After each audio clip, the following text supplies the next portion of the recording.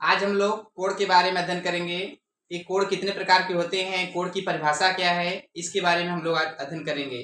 तो बता दें आपको, दो किरणों के बीच के झुकाव को कोड कहते हैं। कोड किसे कहते हैं? दो किरणों के बीच के झुकाव को कोड कहते हैं। और यहाँ पे देखिए, यहाँ पे आपका पहला किरण यह है, दूसरा किरण यह है। दोनों किरणों का झुकाव जाके यहाँ पे मिला है, तो इनके बीच में जो कोण है थीटा है, तो यहाँ पे कोण थीटा हो गया। यानी दो किरण खींची गई हैं, इनके बीच में यह झुकाव हो रहा है, यहाँ पे झुक के मिल रही हैं, तो दो किरणों के बीच के झुकाव को कोण कहते हैं और इसे थीटा से प्रदर्शित करते हैं। कोण कितने प्रकार के होते हैं? कोण आपके 7 प्रकार के होते हैं। कौन कौन होते हैं? देखिए, जो कोण 7 प्रकार के होते हैं, पहला तो आपका है शून्य कोण। शून्य कोण। दूसरा कोण आपका है न्यून कोण। तीसरा कोण आपका है समकोण।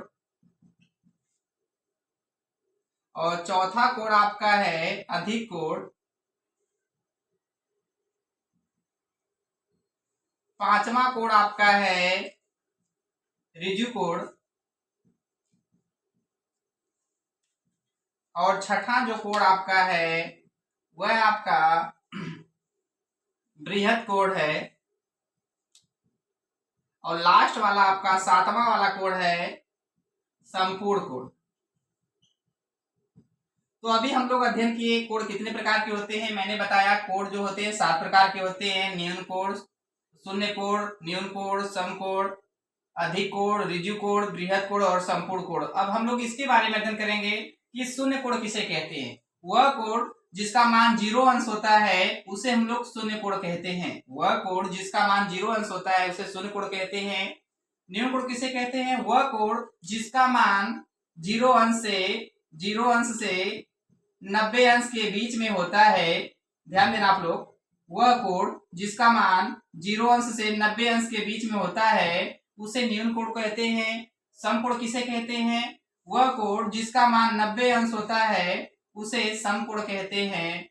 और वह कोण जिसका मान 90 अंश से 180 अंश के बीच में होता है, 90 अंश से 180 अंश के बीच में होता है, उसे हम लोग अधिक कोण कहते हैं। और ऋज कोण किसे कहते हैं? 180 अंश के कोण को हम लोग ऋजु कोण कहते हैं। और बृहद कोण वह कोण जिसका मान 180 अंश से 360 अंश के बीच में होता है।